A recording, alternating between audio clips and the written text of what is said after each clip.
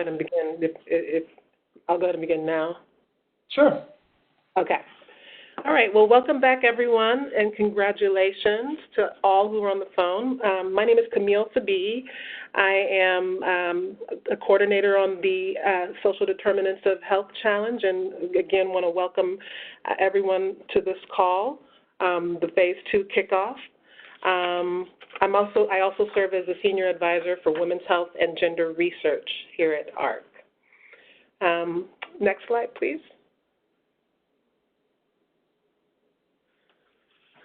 So this slide shows our agenda. The reason for today's call is to celebrate the achievement of the Phase 1 winners. And again, congratulations to all of the Phase 1 winners. And on today's agenda, you'll see that we want to provide an overview of Phase 2 so that everyone has a clear understanding heading into this next phase. We'll plan to go over the goal and purpose and provide an opportunity to introduce the Phase 1 winners and talk about the Phase 2 timeline, review criteria, and next steps, and then answer any questions. Next slide, please. On this slide, we'd like to reiterate the purpose of this challenge, which is to leverage data and visualization to better understand community health service delivery needs and to better identify and predict those needs.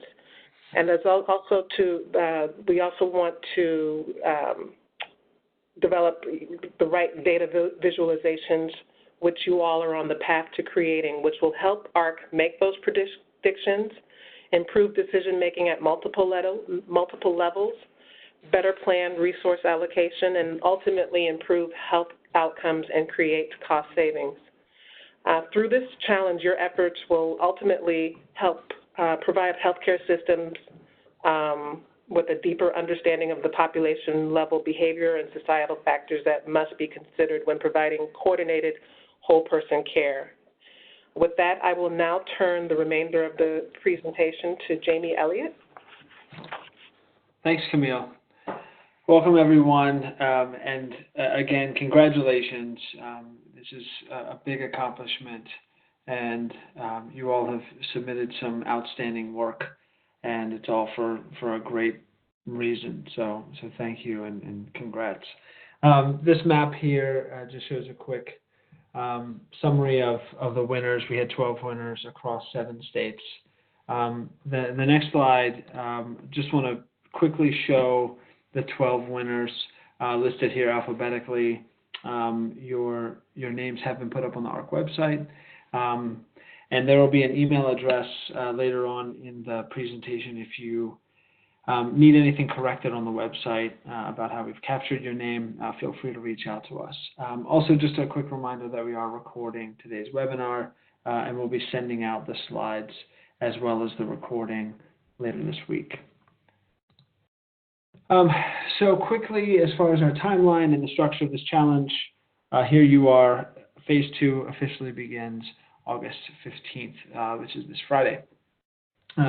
Phase 2 is all about taking the prototypes that you submitted and building them out into proofs of concept. So teams are going to work with AHRQ by the middle of September to determine where you all are hosting your data visualization. So I'll talk about that in a second. But as I mentioned, Phase 2, August 15th through December 13th, and you're building those proofs of concept out. I do want to take a kind of a sidebar and give a quick note about innovation challenges and what this is aimed to do and what these 4 months allow for and promote. They promote open innovation and ideation, and in the process of testing our assumptions and finding new paths.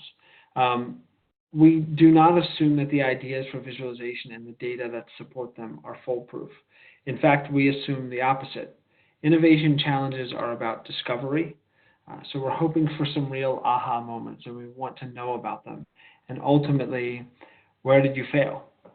Open innovation is about the safety to make mistakes, but having the resources and support to learn from them and adapt and develop better solutions because of them. So we want to know about the obstacles you faced and how you adapted because of those obstacles. So teams will work with AHRQ. So by the middle of September, we would like you all to submit to us, because a requirement of phase 2 is that the dashboard or the visualization that you create is hosted somewhere online so that it can actually be tested out by our judges and by our stakeholders. So we are asking that by September 16th, and this date will be in another slide, that you submit to us where you plan to host that. If it's going to be something like Tableau Public. We assume that the majority will be in some sort of fairly easy to access domain, but we do want to get that information by the middle of September so that we have time to work with those where it's not as simple, because AHRQ wants to be flexible and allow you to use tools that you're comfortable with and that are going to work with the processes that you're fitting them into. So just about the process and expectations of phase 2. A few things here. You're gonna submit the URL for your online dashboard. You'll be submitting the package of the visualizations and the data in a zip file. You'll be creating a 5 to 10 slide deck explaining the data, the tool, and its impact. You have the option to submit a video of less than 5 minutes, and then all of those items that I just mentioned will be submitted by December 13th to the email address that you see down there. That email address is also the one you'll use to tell us which platform you're using by September 16th, and it's the one that you can use to submit questions at any time throughout phase 2. So we're going to take a little bit of time now to go through the review criteria for phase 2. You all are familiar with these criteria. They've been on the website since the launch of the challenge. But what we'd like to do is kind of take a different angle at looking at them, because we want to relate what you've read into the way that you'll be doing the work over the next 4 months. So, but first, just so you're aware, judging for phase 2 will be distributed evenly across the 5 categories. You can only see 3 of them here, but I'm going to go over all of them. But those 5 categories are data, innovation, the tool, insight, and implementation. And so, knowing that these are the specific criteria on which your submissions will be scored, let's dive a little bit deeper. So as far on the data, as many of you know, when it comes to creating data visualizations, data gathering and preparation often require a larger commitment than actually developing your visuals. You all have already envisioned how your data will create the dashboard you're after, but in the tool and the deck, and possibly in the video, you should describe your data in a way that shows how what you've done what you've integrated sets you apart from others. So discuss the sources and their reliability, discuss your normalization processes if you have them, and how you marry data and what you must account for in doing so. What are the contingencies and dependencies, and how are the data you collected and the ultimate visual adapted based on what you learned in phase 2? If the data are the foundation upon which your visualizations are built, then this is your opportunity to demonstrate that foundation's modern design and durability. So as far as innovation, how are you accomplishing what hasn't been accomplished before? How is the design of your visual open to new and changing data beyond phase 2? And when it comes to usability in the design of your tool, what is it that will consistently bring decision makers and stakeholders back to use it? So then when we talk about the actual tool, so here's where you get to explore the assumptions that you made when you submitted your phase 1 solution, and how those have been proven, debunked, or modified based on what you learned. Explore accessibility and open source. Demonstrate how you will reach more people with your solution. Who are the key users? How often do you think they'll use the tool? And how will you integrate with their current processes? So moving on, insight. So this, in my opinion, this is the power, right? This first element in insight here, which is how significant are the insights. We mean that both qualitatively and quantitatively. If you can demonstrate statistical significance, then by all means. And you should be gathering user feedback as you develop your tool.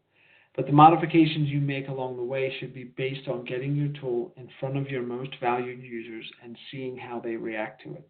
Can you quantify those interactions? Can you standardize the questions you ask them in ways that allow you to measure the impact your tool is having? Can you count the clicks it takes to get to a decision point, for example? Now, these are examples, but think about your feedback gathering process as you enter phase 2 so that you can effectively demonstrate it at the end. And lastly, implementation. This expands from the tool category into the environments in which the tool will ultimately reside and the integration, sustainability, and adaptability it will have over time. Explore visualization and interoperability standards and how you can conform to them and how that will improve the use and distribution of your solution. If the solution is built for a specific decision-making process, then discuss how the tool folds seamlessly into that process, but also how it might adapt into other processes, or how does it improve current processes, for example, saving time and money, which is another opportunity for quantification. And then what have you built into and on top of the tool that allows for modification, third-party add-ons, etc. And so with next steps, we got through this very, very quickly, but you won, so talk about it. There are different ways of promotion. AHRQ is going to be posting on LinkedIn and Twitter and Facebook, and so we want you to, we'll send out links to you when those get posted so that you can repost them. You can put out your own press release. If you have communications departments near you or around you, or even local newspapers, reach out to them and see if they'd be willing to showcase you. If you need any information from us that could help with that, we're happy to help. Reach out with that email address, using that email address. And then, start the phase 2 proof of concept development work. On September 16th, send your hosting plans to AHRQ. And lastly, around the middle of phase 2, AHRQ is holding kind of a makeshift office hours. It'll be 2 Thursdays, October 10th and 17th. And so there's 12 winning teams. We're going to divide the teams in 2, so 6 teams on the 10th and 6 teams on the 17th. We'll have, I believe, at least an hour of time where if you have questions, if you have progress that you would like to share, we'll provide a webinar link like what you used today, where you can come and share that.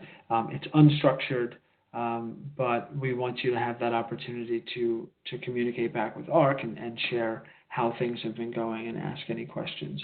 And we will send more information as we get closer to that, because that's a couple months out. But if there are going to be specific questions that you have, technical questions, what we'll ask is that we can get a heads up about those questions so that we can make sure that the right people are on the call to work with you at that time. So that's really the content that we had for today. I want to open it up for questions now and answer any questions that you all have for heading into phase 2.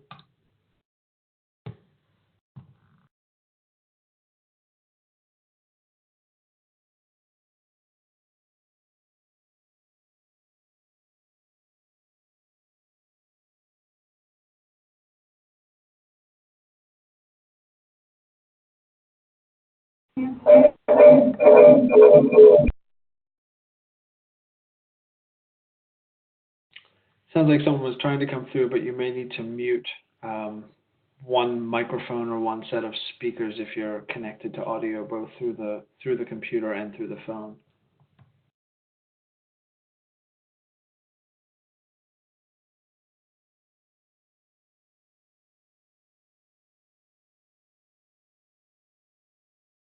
And just so you all know, we did have you all in conference mode.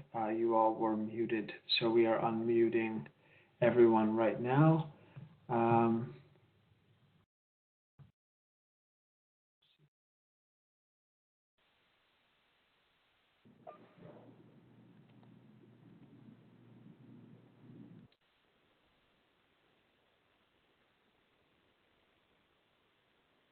So there's a question here about will you announce the team pitches so we can get an idea of the projects. There will be more information. Actually, you can hear me. There will be more information coming out about the winning teams. At this point, we're not ready to share every team's kind of abstract for what they're working on, but there will be more information coming out about the winning teams. So there's a question here. If you're using publicly available large databases, do you expect those to be in the zip file submitted via email? Great question. And the answer is no. What we would hope is that for publicly available, I would say direct download databases, if you can provide a direct link. So one of the things you can submit is a one-page Word document with a list of those publicly available data sources and links to those data. But the issue will become what you did with those data. So if you use the data as they are in that download, then no, we shouldn't need to. We shouldn't need you to. You can just provide the link. However, if you scrubbed those data, if you manipulated them in any way, then we're going to want to see how that played into the visualization. So I think the best way to go about it would probably be if you find yourself questioning that, send the question to us, send us a link to the data and possibly an explanation, and we can work with you to make sure that you capture that the best way that's most favorable for you come December.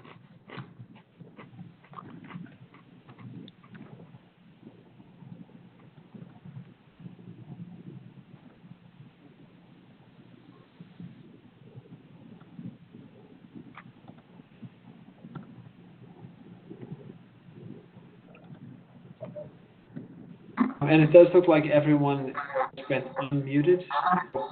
If you have questions, feel free to speak up. If not, I would ask that you do mute your device.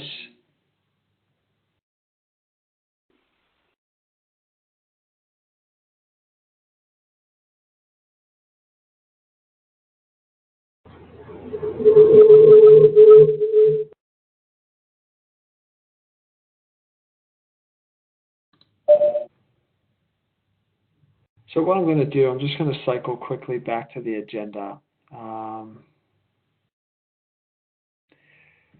And we finished early. We finished much earlier than we anticipated. So what I'd like to do is just leave it open for a few minutes. People tend to, think about all the content that we just went through very quickly, and ask any questions that come to mind. But I do want to leave it open in case people think of things I don't want to cut off just yet.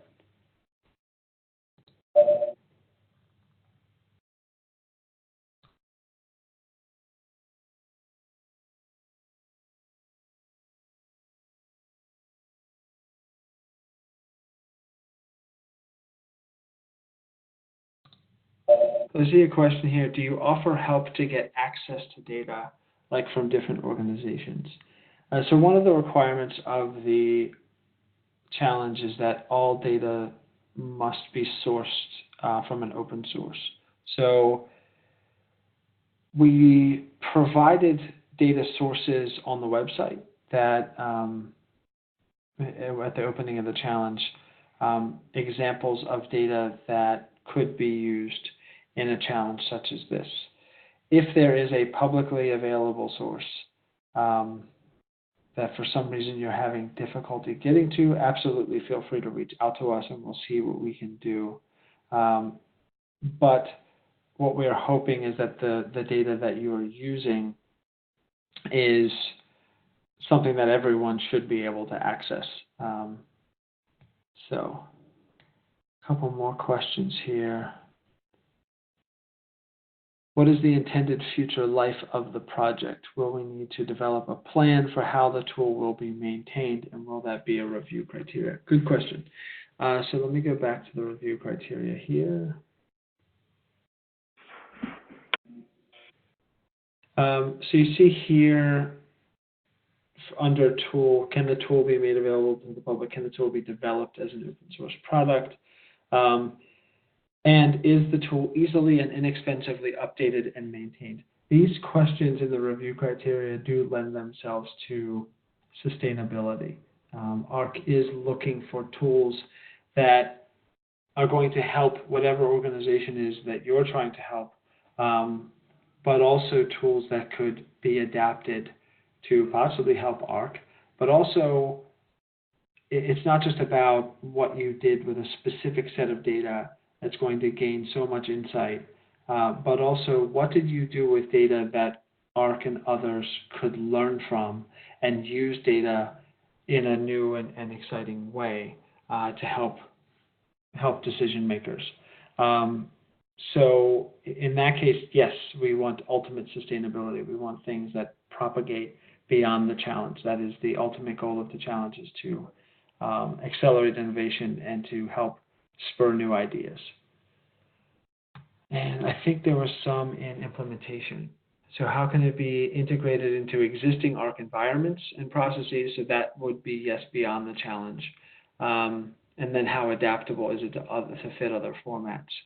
And how easily can it be customized? So all of these, I think, in the implementation category also speak to sustainability beyond the challenge. Okay, can we interview folks at AHRQ to understand your more specific needs?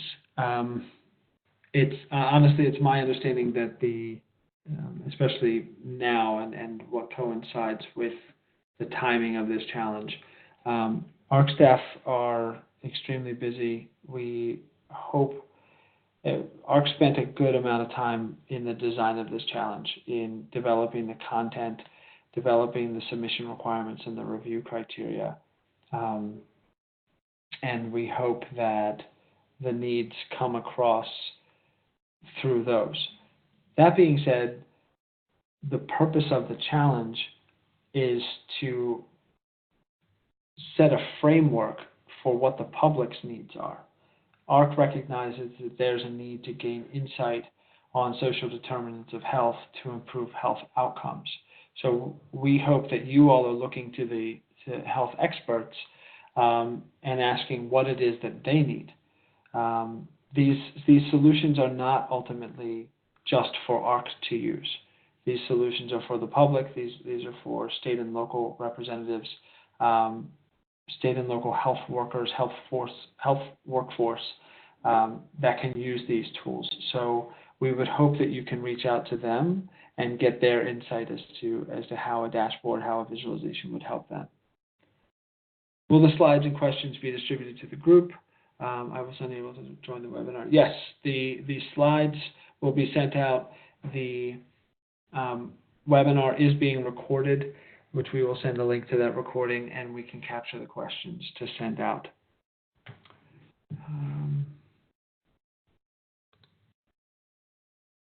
And I think that may be all the questions that we've had. Just want to check and make sure.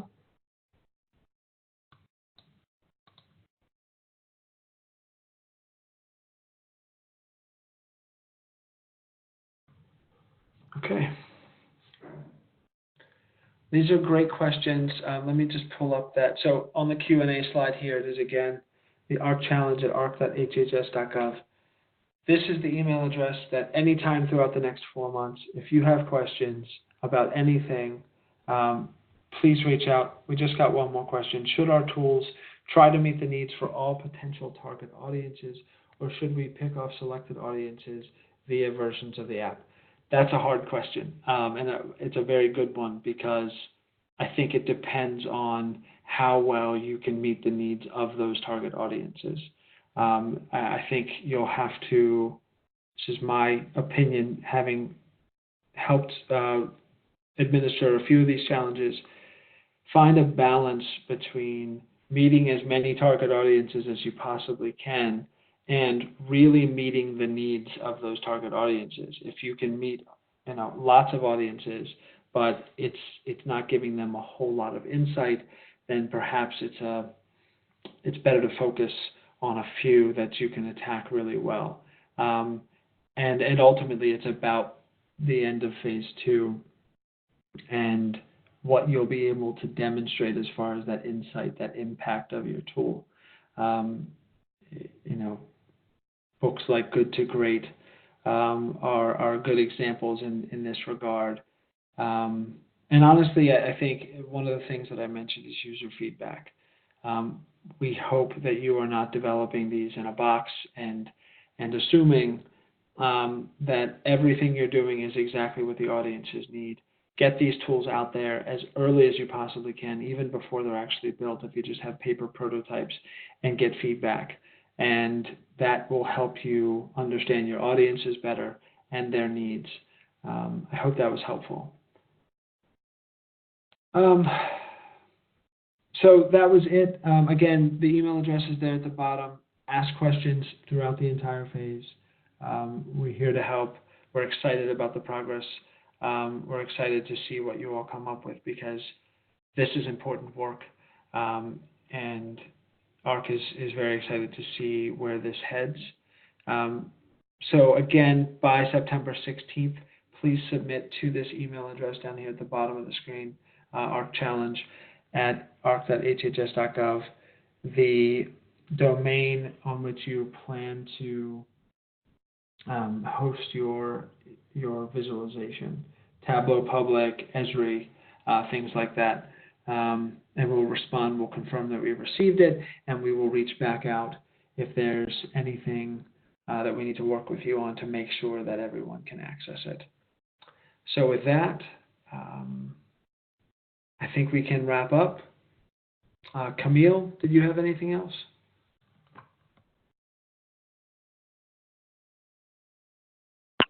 No, I have nothing else. No other input. Thank you, Jamie. All right, thank you, everyone. Have a great day.